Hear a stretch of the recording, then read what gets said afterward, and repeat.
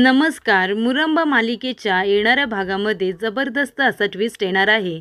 तर इथे रमा आणि अक्षयने आता वडापावची गाडी चालू केलेली असते आणि चांगला तिथे प्रतिसादसुद्धा लोक त्यांच्या गाडीला देत असतात.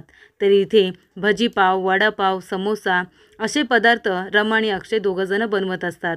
तर इथे आता चांगला प्रतिसाद ग्राहकांनी अक्षय रमाच्या या पदार्थांना दिलेला असतो. त्यामुळे त्यांची परिस्थिती आता सुधारत चाललेली असते.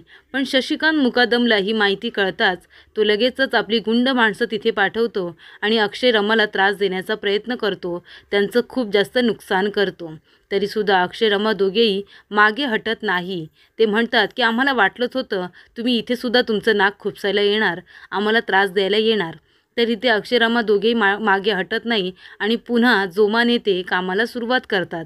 तेव्हा रमा अक्षयला म्हणते की आता आपण वडापावची गाडी तर चालू केलेली आहे, पण मला असं वाटते की त्यातल्या त्यात आपण जेवणाच्या ऑर्डरसुद्धा घ्यायला हवं आहे.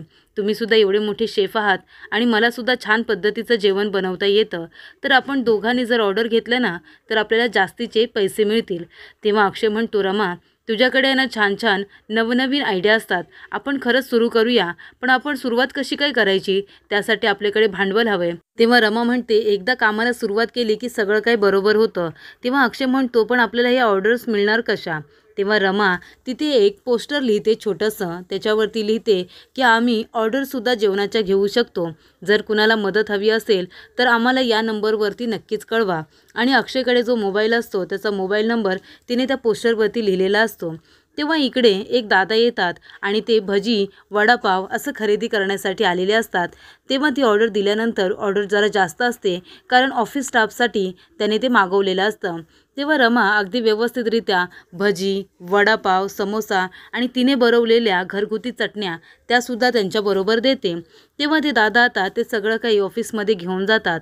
तर इथे पांडुरंग देसाई यांच्या ऑफिसमध्ये एक मीटिंग असते आणि त्यांच्यासाठीच ते खाण्याच्या वस्तू सगळ्या मागवलेल्या असतात. तेव्हा पांडुरंग देसाई आणि त्यांचा स्टाफ आणि तिथे आलेले मीटिंगसाठी मेंबर ते सगळेजण आता तो नाश्ता पोटभर करतात. तेव्हा पांडुरंग देसाईंना आणि तिथे आलेल्या त्यांच्या सगळ्या पाहुण्यांना तो नाश्ता खूपच जास्त आवडतो आणि ते म्हणतात की या पदार्थांना खूप जास्त घरगुती चव आहे, कुठून आणले हे पदार्थ. तेव्हा ते दादा सांगतात, सर कुरतूड इथे वडापावची ही गाडी आहे आणि तिथूनच हे पदार्थ मी आणलेले आहेत. त्या पदार्थांना घरगुती चव आहे, कारण ते लोक खूपच जास्त छान ते पदार्थ बनवतात. तिथे ग्राहकांची खूप जास्त गर्दी असते आणि ते नवरा बायको आहेत, ते जेवणाची ऑर्डरसुद्धा घेतात, असं त्यांनी तिथे पोस्टरवरती लिहिलेलं आहे. तेव्हा इथे देसाई म्हणतात की त्यांच्या पदार्थांना तर खूप जास्त चव आहे. आपल्या इथे काही लोक येणार आहेत ऑफिसमध्ये, छोटीशी पार्टी आहे, त्याला आपण घरगुती जेवण ठेवणार आहोत. म्हणजे जे पदार्थ आपल्याला हवे आहेत ते जर त्यांनी बनवले तर आपण त्यांना नक्कीच ही ऑर्डर देऊया. 20 माणसांचं जेवण आहे, तुम्ही त्या नंबरवरती फोन करा आणि त्यांच्याजवळ बोलून घ्या. तेव्हा इथे सर म्हणतात की ठीक आहे आणि लगेचच अक्षयच्या नंबरवरती फोन जातो की आम्हाला तुमच्याशी बोलायचं आहे, आम्हाला जेवणाची ऑर्डर द्यायची आहे, 20 माणसांचं जेवण आहे. तेव्हा रमा अक्षयला खूपच जास्त आनंद होतो. तेव्हा ते सर म्हणतात की पदार्थ असे आहेत, आम्हाला मसाले भात, पोळ्या आणि खूप काही पदार्थ जे 4-5 असतात ते सगळे सांगितलेले असतात आणि गोडाचे पदार्थसुद्धा असतात. तेव्हा अक्षय म्हणतो, हे सगळे पदार्थ तर रमाला उत्तम बनवता येतात, कारण सगळे घरगुती पदार्थ असतात आणि अक्षयलासुद्धा ते पदार्थ बनवण्याची खूपच जास्त सवय असते. तर इथे आता अक्षय रमा दोघेही खुश होतात आणि म्हणतात की ठीक आहे, 20 माणसांचं जेवण आहे, आम्ही तुम्हाला हे जेवण बनवून देऊ म्हणून. तेव्हा इथे आता सरांजवळ बोलणं झालेलं असतं, पण त्यांनी मुकादम असं नाव अक्षयने सांगितलेलं नसतं. तेव्हा इथे देसाई सर असतात, ते अक्षयला काही ओळखत नाही की नेमके हे लोक कोण आहेत म्हणून. तर इथे रमा अक्षयला म्हणते की आता आपण लवकरात लवकर ही ऑर्डर पूर्ण करून यांना या तारखेपर्यंत दिली पाहिजे. तेव्हा अक्षय म्हणतो, रमा आपल्याला एवढी मोठी ऑर्डर मिळाली तर खरी, पण आपण हे पदार्थ बनवण्यासाठी पैसे कुठून आणायचे, आपल्याला माल तर आणला पाहिजे ना. तेव्हा इथे अक्षय लगेचच त्या नंबरवरती फोन करतो आणि म्हणत असतो की सर तुम्ही आम्हाला जी ऑर्डर दिलेली आहे ती खूप छान गोष्ट आहे, पण तुम्ही आम्हाला या ऑर्डरचे किती पैसे देणार आहात. तेव्हा इथे देसाई सरांचं मॅनेजर अक्षयला म्हणतात की आम्ही तुम्हाला एका दिवसाचे 20,000 रुपये देणार आहोत, कारण 20 माणसांचं जेवण आहे. तेव्हा इथे अक्षय म्हणतो, ठीक आहे, पण आम्हाला जरा ॲडव्हान्स मिळाला असता तर. ही आयडियासुद्धा रमाच अक्षयला देते. तेव्हा इथे मॅनेजर म्हणत असतात की नक्कीच आम्ही तुम्हाला 20,000 रुपये पे करणार आहोत, त्यातले 10,000 तुम्ही ॲडव्हान्स म्हणून घेऊ शकता. तेव्हा इथे अक्षयला आता 10 रुपयांचं एन्व्हलप दिलं जातं. अक्षय येतो ऑफिसमध्ये आणि मॅनेजरकडून ते एन्व्हलप घेऊन जातो. तर इथे आता जेवणाची ऑर्डर पूर्ण झालेली असते आणि मॅनेजर म्हणतात की इथे जेवण आलेलं आहे आणि सगळं जेवण व्यवस्थित लावून ठेवलेलं असतं. सगळे पदार्थ अगदी चविष्ट झालेले असतात, कारण देसाई सर आल्या सगळे पदार्थ चाखून बघतात आणि त्यांना खूपच जास्त आनंद होतो. तेव्हा देसाई सर आपल्या मॅनेजरला म्हणतात की ज्यांनी नवरा बायकोनी हे पदार्थ बनवलेत, मला त्यांना भेटायचं आहे, त्यांच्याशी बोलायचं, त्यांचं कौतुक करायचं आहे. तेव्हा इथे आता अक्षयला फोन केला जातो की तुम्ही दोघंजणं आमचे जे सर आहेत त्यांना भेटायला ऑफिसमध्ये या, त्यांना तुम्हाला भेटायचं आहे. तेव्हा अक्षय म्हणतो ठीक आहे, आम्ही संध्याकाळी येतो. तेव्हा अक्षय रमाला सांगतो की आपल्याला ते देसाई सर आहेत त्यांनी भेटायला बोलवले. तेव्हा रमा म्हणते ठीक आहे, आपण जाऊया ना. आणि ती जाताना देसाई सरांसाठी गाजराचा हलवासुद्धा बनवून घेऊन जाते, कारण ती पहिल्यांदा कुणाला तरी ऑफिसमध्ये भेटायला जात असते. तेव्हा अक्षय रमा दोघे ऑफिसमध्ये येतात. देसाई सर बघतात तर अक्षय मुकादम आणि रमासुद्धा त्याच्याबरोबर असते. तेव्हा ते म्हणतात की तुम्ही दोघंजण हे जेवण बनवले, पण का? अक्षय मुकादम, तुम्ही हे का सुरू केले? तेव्हा अक्षय आपली सगळी परिस्थिती त्यांना सांगतो.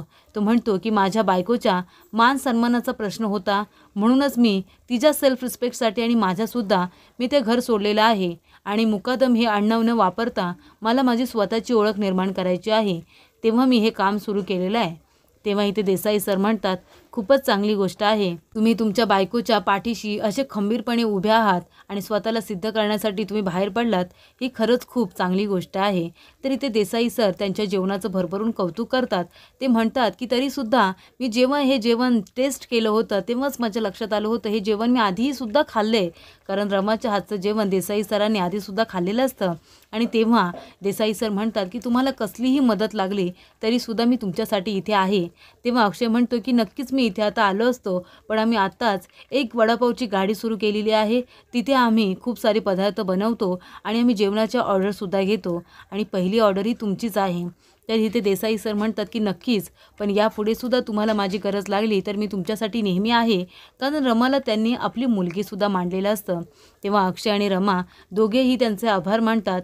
तेव्हा उरलेले पैसेसुद्धा त्यांनी आता अक्षय रमाला हे दिलेले असतात आणि एक्स्ट्रा पैसेसुद्धा दिलेले असतात या कारणाने, कारण जेवणाची चव खूपच जास्त उत्कृष्ट असते, कारण रमाने बनवताना खूपच जास्त हसतमुखाने ते जेवण बनवलेलं असतं, खूप प्रेमाने ते जेवण बनवलेलं असतं आणि अक्षयची सुद्धा त्याच्यामध्ये खूप जास्त मेहनत असते.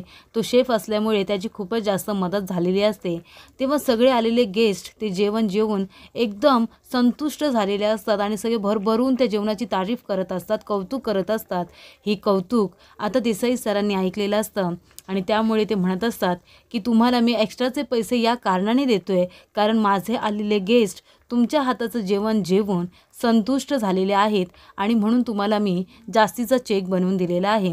तेव्हा रमा अक्षय नको म्हणत असतात, पण देसाई सर म्हणतात की नाही, जर या जागी तुम्ही नसता, दुसरं जरी कुणी असतं ना, तरीसुद्धा मी एक्स्ट्राचा चेक बनवून दिलाच असता, कारण का माझ्या इथे आलेले माझे गेस्ट हे जेवण जेवून संतुष्ट झाले, त्याचा फायदा मला माझ्या कामामध्ये होणार आहे आणि त्यामुळे मी तुम्हाला हे जास्तीचं पेमेंट मी केलेलं आहे. तर या पद्धतीने देसाई सरांनी आता अक्षय रमाची मदत केलेली असते आणि अक्षय रमाने खूप जास्त मेहनत घेतलेली असते आणि त्यांनी जो हा निर्णय घेतलेला असतो ऑर्डर घेण्याचा, तो निर्णय फळाला आलेला असतो.